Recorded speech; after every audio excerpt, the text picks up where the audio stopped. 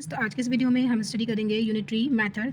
इससे पहली वीडियो में हमने प्रॉफिट एंड लॉस को डिस्कस किया था, हमने बहुत अच्छे से उसको समझा था। आप चाहें तो हमारे वीडियोस देख सकते हैं। चलिए, तो आज का हमारा विषय है, हमारा टॉपिक है यूनिटरी मेथड।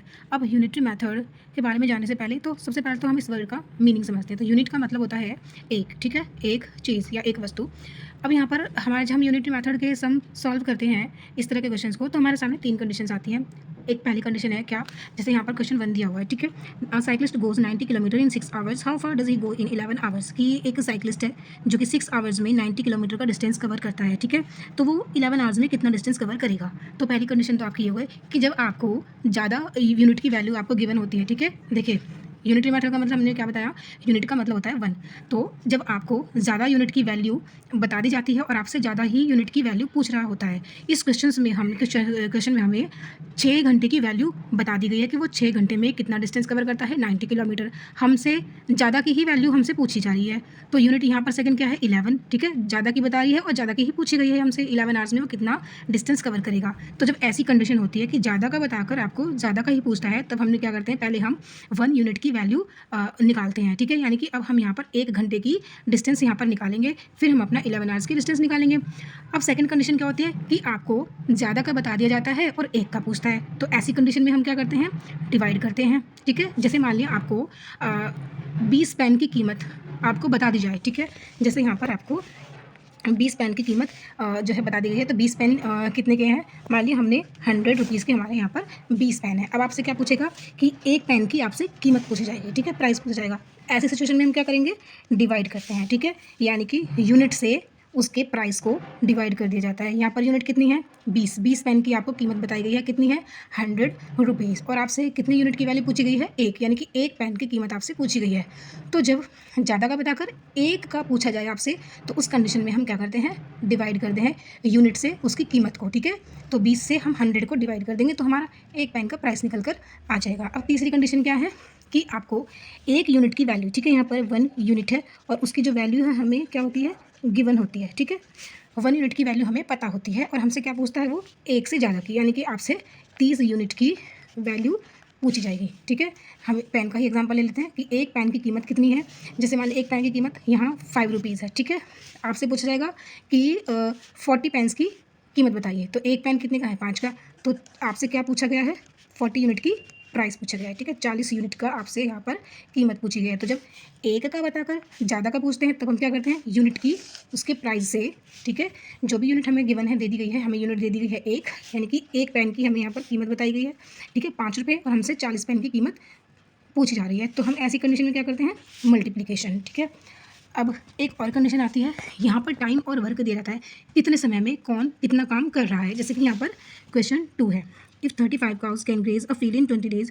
कि अगर एक खेत को 35 गाय 20 दिन में ग्रेज कर रही है, ग्रेज का मतलब होता है चरना या खाना, ठीक है।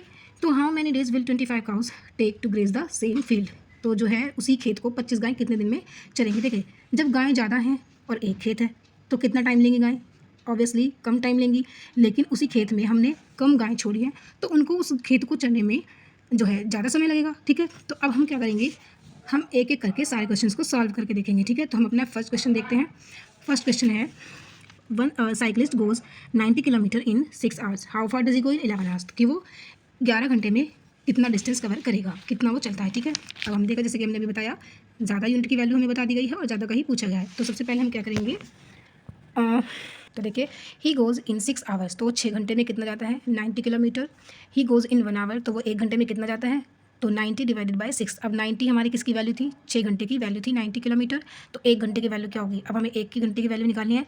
तो यूनिट से उसकी वैल्यू को हमने डिवाइड कर दिया। यूनिट थी हमारी 6 और वैल्यू थी हमारी 90। तो 6 से हमने 90 को डिवाइड करेंगे, तो आंसर होगा हमारा 15 किलोमीटर, ठीक है। अब देखिए, अब हमारी जो है 1 आवर की हमारी वैल्यू यहाँ पर 1 यूनिट की निकल कर आ गई। अब हमें क्या करना है, हमसे पूछा कितने का था, 11 आवर्स का। So he will go in 11 hours is equal. अब देखो, हमें 1 यूनिट की वैल्यू हमको पता है कितना जाता है, 15 किलोमीटर। तो 11 में कितना जाएगा, अभी जैसे कि हमने बताया 1 यूनिट की अगर हमें पता है वैल्यू, तो ज़्यादा की बताने के लिए हमें क्या करना है, मल्टीप्लिकेशन करनी है। तो 1 यूनिट की वैल्यू क्या है, हमारी इस यूनिट की वैल्यू है 15 किलोमीटर, ठीक है। अब जो हमारी 1 यूनिट की वैल्यू है, उससे हमने यूनिट को मल्टीप्लाई कर देना है। तो यूनिट क्या है हमारी, 11 आवर्स। तो 11 into 15 kilometre is equal 11 5 jar 55, 5 हमारा कैरी होगा, 11 1 जार 11, 11 और 5 16, तो आंसर हो गया हमारा 165 किलोमीटर। तो वो 1 घंटे में कितना चलेगा, 165 किलोमीटर की वो डिस्टेंस कवर करेगा। चलिए अब हम अपना सेकंड सम देखते हैं। देखिए सेकंड सम है हमारा, if 35 cows can graze a field. यहाँ पर काउज कितनी है 35 और डेज कितने हैं 20, ठीक है। 35 गाय एक खेत को कितने दिन में चल लेती हैं 20 दिन में, तो 25 गाय उसी खेत को कितने दिन में चलेंगी। अब इसको हम कैसे करेंगे, सबसे पहले हम क्या करेंगे, देखिए अपने यहाँ पर हम लिख लेते हैं कि हमारे काउज कितनी है, ठीक है, और यहाँ पर हम लिखेंगे डेज। पहली कंडीशन में हमारी जो यूनिट थी वो कितनी 35 काउज हैं और कितने दिन में वो ले रही हैं, खा ले रही हैं 20 डेज़ में। सेकंड क्या था हमारा यूनिट 25 काउज थी और उसको वो कितने दिन में जो है करेंगी, तो हमें इसकी वैल्यू नहीं पता। हमें 35 यूनिट की वैल्यू पता है 20 डेज़ में खा ले रही हैं, ग्रेज कर रही हैं। 25 का हमको फाइंड करना है, ये हमें नहीं मालूम है, ठीक है। तो इसकी जगह हम अपनी वैल्यू रखेंगे x, क्योंकि हमें इसकी वैल्यू नहीं पता है। अब क्या करेंगे, देखिए बस आमने सामने, ठीक है, काउज की और जितने डेज़ हैं उनकी हमने मल्टीप्लिकेशन कर लेनी है, ठीक है। तो 35 इंटू 20 इज इक्वल, ठीक है। अब यहाँ पर जो हमारी सेकंड वैल्यू थी क्या थी 25, ठीक है। 25 काउज हैं इंटू एक्स, यानी कि इसकी इससे मल्टीप्लिकेशन करनी है और इसकी इस यूनिट से, ठीक है, मल्टीप्लिकेशन कर देनी है। अब एक्स तो हमको मालूम नहीं है, तो अब क्या करेंगे, जो चीज़ हमें निकालनी होती है वो हमारे कहाँ जाएगी, इज इक्वल की साइड में। जो हमें क्या निकालना है, एक्स की वैल्यू निकालनी है ना हमें, ठीक है। तो एक्स हमारा इधर जाएगा इज इक्वल, ये हमारा सेम रहेगा, तो 35 इंटू 20 अपॉन में, अब हमारा ये 25 कहाँ पर आ जाएगा, इधर आ जाएगा, ठीक है। तो ये हमारा यहाँ पर आ गया।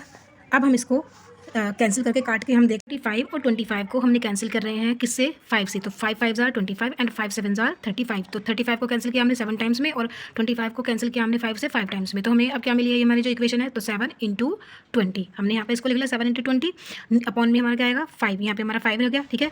इस 5 से ये हमारा 20 कैंसिल हो रहा है, तो 5 1 जार 5 एंड 5 4 जार 20, यानी कि 24 टाइम्स में कैंसिल हो रहा है 5 से। अब नीचे हमारा ये इक्वेशन हमारी खत्म हो चुकी है, 1 से हमें कोई मतलब नहीं है, हमारे पास बचा 7 इंटू 4, तो 7 इंटू 4 इज इक्वल 28 डेज़। तो कितने डेज़ लगेंगे 25 का उसको ग्रेज करने में, 28, ठीक है। तो आंसर हमारा ये हो गया। आई होप ये आपको अच्छे समझ में आया हो।